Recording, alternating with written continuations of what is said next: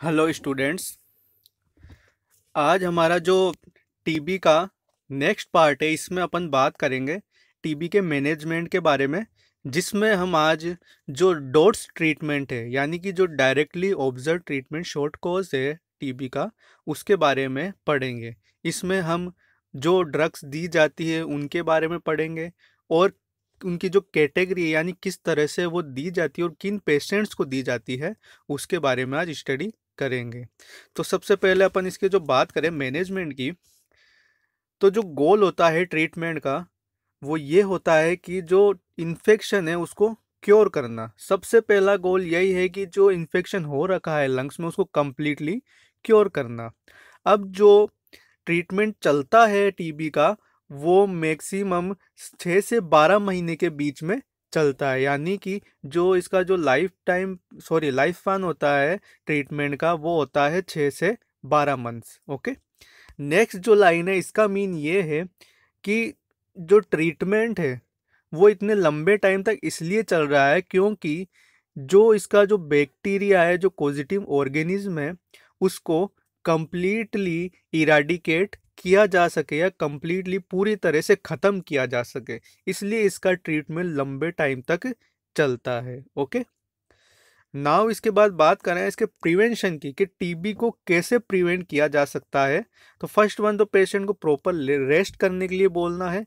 दूसरा, protective barrier use करने के लिए बोलना है, लाइक मास्क। ऐसा क्यों करना है? क्योंकि टीबी कैसे एक पर्सन से दूसरे पर्सन में ट्रांसफर होता है? Through droplets. ओके।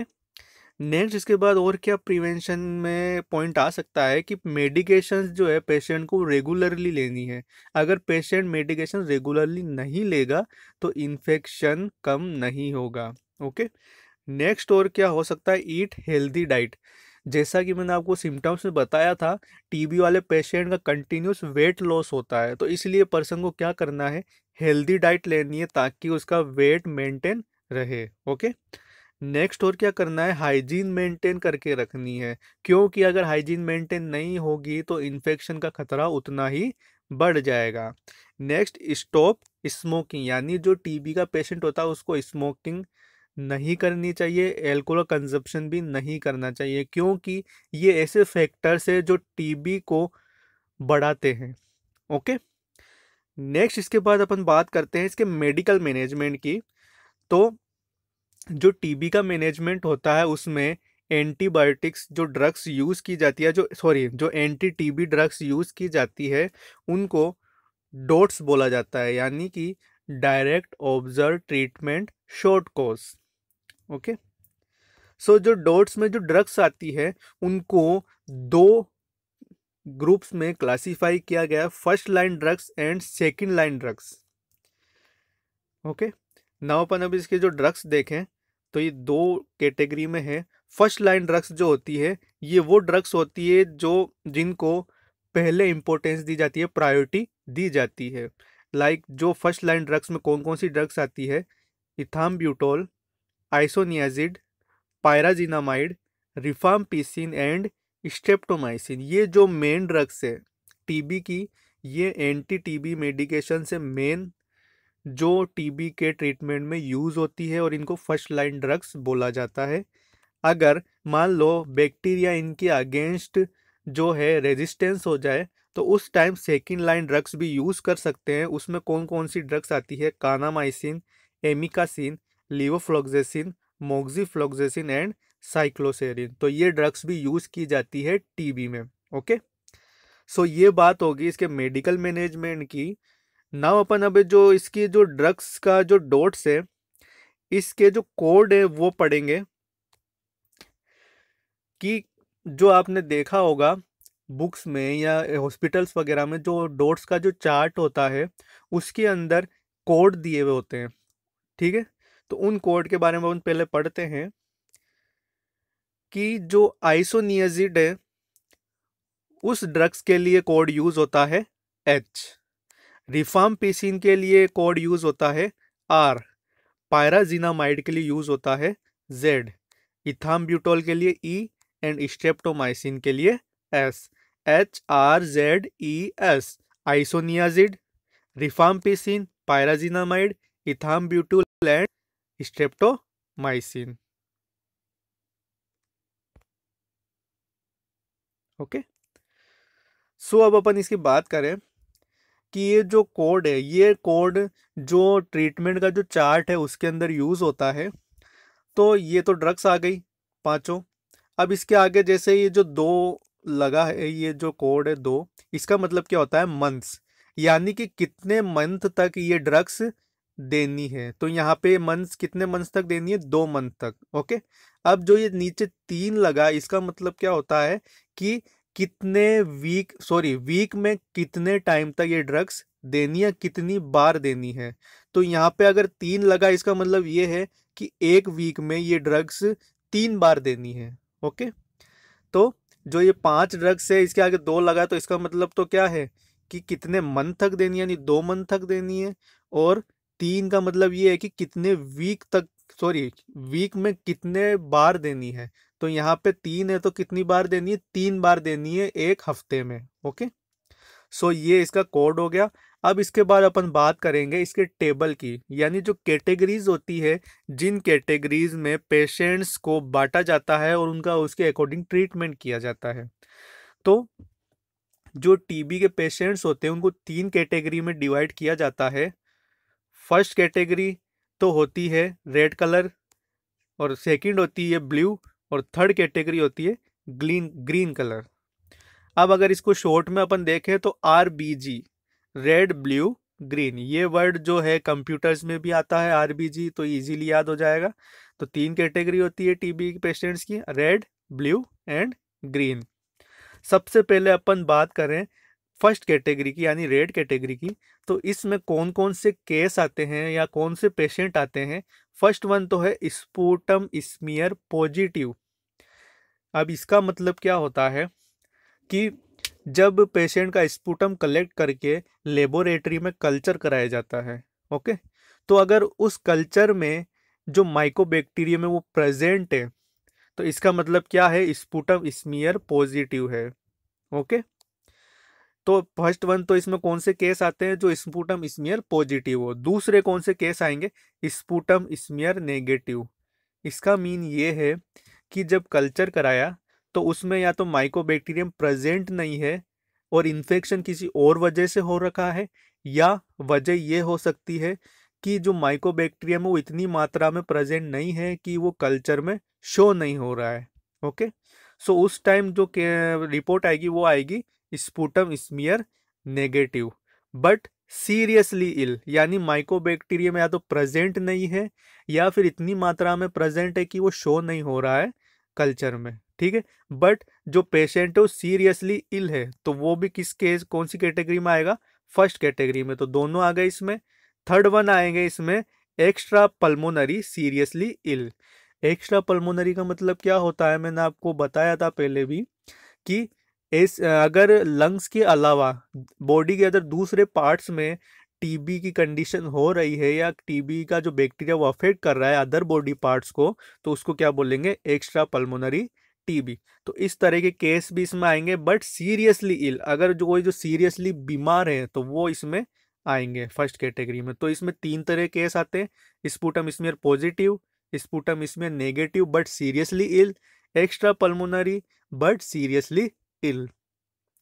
अब इसके बाद अपन बात कर लेते हैं थर्ड कैटेगरी की। सेकंड कैटेगरी की अपन लास्ट में बात करेंगे। थर्ड कैटेगरी में कौन से पेशेंट आते हैं? First one sputum smear negative but not seriously ill. इसमें भी स्पूटम स्मीयर नेगेटिव के केस आ रहे हैं, बट ऐसे केस आ रहे हैं जो सीरियसली इल नहीं है, यानी कि उनमें सिम्टम्स जो है वो सीरियस नहीं है। समझ में आया? इसमें तो सीरियसली इल थे बट इसमें सीरियसली इल नहीं है। दूसरा इसके अंदर कौन से केस आएंगे? Extra pulmonary not seriously ill, यानी वो पर्सन आ रहे हैं या वो पेशेंट आ रहे हैं जिनमें एक्स्ट्रा पल्मोनरी टीबी है बट वो सीरियसली इल नहीं है, उनके अंदर जो लक्षण दिखाई दे रहे हैं वो ज़्यादा सीरियस नहीं है। ओके, सो इन दोनों कैटेगरी में ये डिफरेंस होता है। अंडरस्टैंड? अब बात अपन करते हैं सेकंड कैटेगरी की, यानी ब्लू कैटेगरी की। तो इसमें कौन कौन से मतलब पेशेंट आते हैं? एक तो डिफॉल्ट केस वाले पेशेंट आते हैं, रिलैप्स वाले आते हैं और फेलियर वाले आते हैं। कहने का मतलब ये है कि डिफ़ॉल्ट यानी कि ऐसा कोई पर्सन जिसको मतलब जो टीबी है वो वापस से हो गई हो, ओके, या जो बैक्टीरिया वो रेजिस्टेंट हो गया हो, इस वजह से वो मतलब रेजिस्टेंट हो गया हो, तो वो केस आएंगे डिफ़ॉल्ट केस में।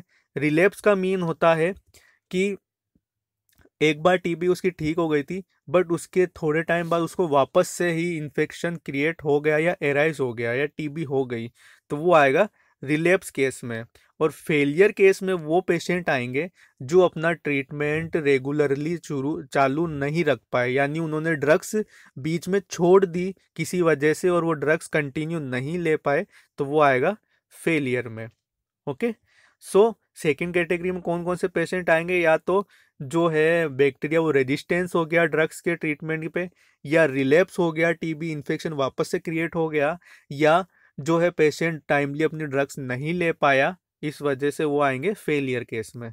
So do you understand in categories कि कौन कौन से पेशेंट किस कैटेगरी में आएंगे? ओके, नाउ अपन इसकी बात करते हैं ट्रीटमेंट की, कि जो इनका जो ट्रीटमेंट है वो किस बेसिस पे किया जाता है। तो सबसे पहले अपन बात करें कैटेगरी फर्स्ट की,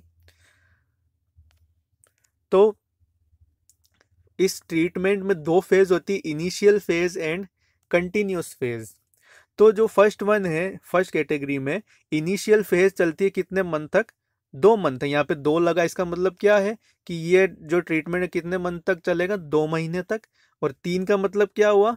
3 टाइम ए वीक, यानी एक हफ्ते में 3 बार ड्रग्स लेनी है। ओके, अब इसके अंदर कौन कौन सी ड्रग्स आ रही है? 4 ड्रग्स आ रही है, isoniazid, rifampicin, pyrazinamide and ethambutol. Okay, next इसके बाद जो फेज है कंटिन्यूअस फेज, ये चलेगी 4 महीने तक, और वही 3 टाइम ए वीक, यानी एक हफ्ते में 3 बार। और इसमें कुछ सिर्फ 2 ही ड्रग्स देनी है, एक तो आइसोनियाजिड और एक रिफाम्पिसिन। ओके, सो ये जो फर्स्ट कैटेगरी वाले जो पेशेंट है, इनका ट्रीटमेंट कितने महीने तक चलेगा? 4 और 2 यानी 6 मंथ तक टोटल ट्रीटमेंट चलेगा, और इनमें ये ड्रग्स दी जाएगी हफ्ते में 3 बार। अब नेक्स्ट कैटेगरी पे आए अपन, ब्लू कैटेगरी। तो इसमें भी वही है, फर्स्ट जो है इनिशियल फेज में पहला ट्रीटमेंट दिया जाएगा 2 महीने के लिए। ओके, और उसमें कौन कौन सी ड्रग्स दी जाएगी? वही HRZDS, isoniazid, rifampicin, pyrazinamide, ethambutol and streptomycin. यहाँ पे स्ट्रेप्टोमाइसिन भी ऐड हुई है। आपको मैं बता दूं कि जो एंटी टीबी ड्रग्स होती है, इनमें केवल स्ट्रेप्टोमाइसिन एक ऐसी ड्रग है जो इंजेक्टेबल फॉर्म में दी जाती है, यानी इंजेक्शन के थ्रू दी जाती है। बाकी सभी ड्रग्स टेबलेट फॉर्म में होती है। ओके, सो यहाँ पे वही सेम है, 2 महीने के लिए हफ्ते में 3 बार, और ये पांचों ड्रग्स। उसके बाद 2 महीने बाद फिर 1 महीने के लिए ट्रीटमेंट दिया जाता है, जिसमें 4 ड्रग्स दी जाती है हफ्ते में 3 बार। इसमें स्टेप्टोमाइसिन अब नहीं दी जाएगी। ओके, सो ये इनिशियल फेज का ट्रीटमेंट हो गया 3 महीने का। उसके बाद जो कंटिन्यूस फेज है, उसमें ट्रीटमेंट दिया जाएगा 5 महीने के लिए, हफ्ते में 3 बार, और 3 ड्रग्स इसमें दी जाएगी। ओके, सो ये ट्रीटमेंट हो गया सेकेंड कैटेगरी का। अब थर्ड कैटेगरी पे अपन आ जाएं, तो इसमें 2 महीने के लिए ट्रीटमेंट दिया जाएगा इनिशियल फेज में, हफ्ते में 3 बार, और इसमें 3 ड्रग दी जाएगी। ओके, और कंटिन्यूस फेज में 4 महीने तक ट्रीटमेंट चलेगा, 2 ड्रग्स दी जाएगी, और हफ्ते में 3 बार दी जाएगी। ओके, सो जो इसका ट्रीटमेंट कितने महीने तक चल रहा है? 6 महीने तक। और जो सेकंड कैटेगरी थी, इसका कितने महीने तक चल रहा था? 8 महीने, 6 महीने, 8 महीने एंड फिर 6 मंथ। ओके, अब ये इसकी बात हो गई इसके ट्रीटमेंट की या और कैटेगरीज की। आई होप आपको ये समझ में आ गया होगा। तो ये बात हो गई पल्मोनरी टीबी के ट्रीटमेंट की और डॉट्स थेरेपी की। अगर आपको इसमें कोई भी प्रॉब्लम हो तो प्लीज़ मुझे कमेंट करके पूछिए। आप कमेंट नहीं करते, मुझे पता नहीं चल पाता, फीडबैक दीजिए। Thank you.